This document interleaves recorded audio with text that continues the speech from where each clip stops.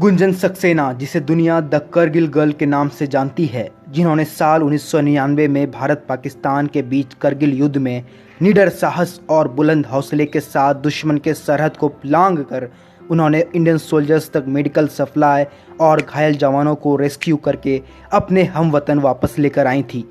गुंजन सक्सेना ने अपनी साथी श्री विद्या राजन के साथ न सिर्फ घायल जवानों तक मदद पहुंचाने का काम किया, बल्कि उन्होंने पाकिस्तानी आर्मी के पोजीशंस को भी खोज निकाला था।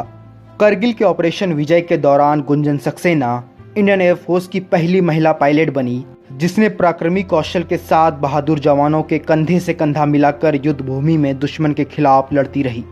दरअसल गुंजन सक्सेना को एक बार फिर लोग इसलिए याद कर रहे हैं क्योंकि उनके जीवन पर बनी film the true story of Gunjan Saxena the Kargil girl की प्रीमियर सामने आ चुकी है।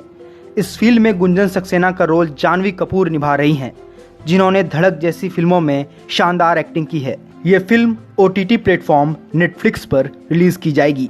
करण जौहर की ये फिल्म की रिलीज डेट अभी सामने नहीं आई है। नेटफ्लिक्स ने गुंजन सक्सेना का वीडियो भी शेयर किया है, जिनमें गुंजन की जिंदगी की शानदार झलकियां दिखाई गई है।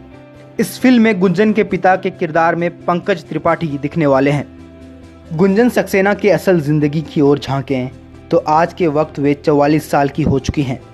उन्होंने करगिल के युद्ध में वीरता और साहस के साथ मैदान में लड़ रहे अपने भारत के जवानों की जिंदगी को बचाने के लिए डटी रही। उसके लिए उन्हें शौर्य पुरस्कार से भी नवाजा गया। सेना के परिवार में जन्मी गुंजन सक्सेना के पिता और माता दोनों इंडियन आर्मी से जुड़े हुए थे। सेना के परिवार से ताल्लुक़ रखने वाली गुंजन सक्सेना बचपन से ही एरोप्लेन को उड़ाने की सपने संजो रही थी। उन्हें इस सपने को हकीकत में बदलने की आशा तब दिखी जब वे दिल्ली यूनिवर्सिटी के हंसराज कॉलेज में ग्रेजुएशन की पढ़ाई कर रही थी। वे ग्रेजुएशन के बीच में ही सफदरजंग फ्लाइंग क्लब में शामिल हो गईं। ग्रेजुएट होने के बाद उन्होंने पायलट की नौकरी तलाश करनी शुरू कर दी। साल 1994 में गुंजन सक्सेना को 25 यंग वुमेन के साथ इंडियन एयरफोर्स के ट्रेनी पायलट के पहले बैच में शामिल कर लिया गया। उनकी पहली पोस्टिंग हुई जम्मू कश्मीर के उधमपुर में। NDTV को दिए इंटरव्यू के दौरान उन्होंने कहा कि वार के वक्त उन्हें घायल जवानों को सुरक्षित वापस लेकर आना ही उनके लिए सबसे बड़ी मोटिवेशन थी। करगिल युद्ध के दौरान गुंजन सक्सेना ने बैटल ग्राउंड में निडर होकर चीता हेलीकॉप्टर को उड़ाया। इसी दौरान वे द्रास और बटालिक की ऊंची पहाड़ियों से घायल जवानों को वहां से सुरक्षित स्थान पर लेकर आई। इसी बीच उनके हेलीकॉप्टर पर पाकिस्तानी सैनिकों ने लगातार रॉकेट लॉन्चर और गोलियों से उनके हेलीकॉप्टर पर हमला करते रहे। उनके एयरक्राफ्ट पर मिसाइल तक दागी गई, लेकिन कहते हैं ना कि हिम्मते मर्दा तो मदद खुदा, जिसकी वजह से मिसाइल का निशाना चूक गया, जिनमें गुंजन सक्सेना बाल बाल बची।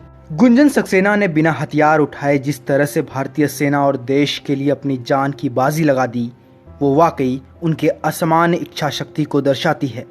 शॉर्ट सर्विस कमीशन्ड ऑफिसर होने की वजह से वे 7 साल की सर्विस के बाद जुलाई 2004 में रिटायर हो गई। वे अब अपने परिवार के साथ जामनगर में खुशहाल जिंदगी जी रही हैं।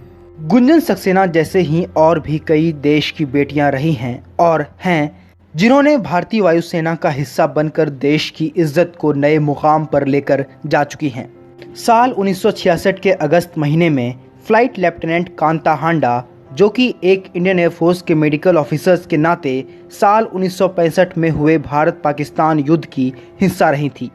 साल 2006 में दीपिका मिश्रा इंडियन एयरफोर्स की पहली वुमेन पायलट बनी, जिन्हें सारंग डिस्प्ले टीम के साथ ट्रेनिंग करने का मौका मिला। 22 मई 2019 के दिन देश की पहली वुमेन फाइटर पायलट भावना कंठ के रूप में मिली, जिन्होंने कॉम्बैट मिशन के योगदान देने की अग्नि परीक्षा को पास करके सामने आई। विंग कमांडर शैलजा धामी पहली वुमेन ऑफिसर बनी, जिन्हें इंडियन एयरफोर्स के अंदर परमानेंट कमीशन के तर्ज पर रखा गया। स्क्वाड्रन लीडर मिंटी अग्रवाल पहली महिला बनी, जिन्हें युद्ध सेवा मेडल से नवाजा गया। उम्मीद है कि गुंजन सक्सेना के रोल निभा रही जानवी कपूर की एक्टिंग देश के सभी लोगों को गुंजन सक्सेना और उनके साथी योद्धाओं के जज्बे और उनके कामों को पर्दे पर बखूबी दर्शा सकेंगी। पीयूष कुमार की रिपोर्ट, हेडलाइंस 21 के लिए।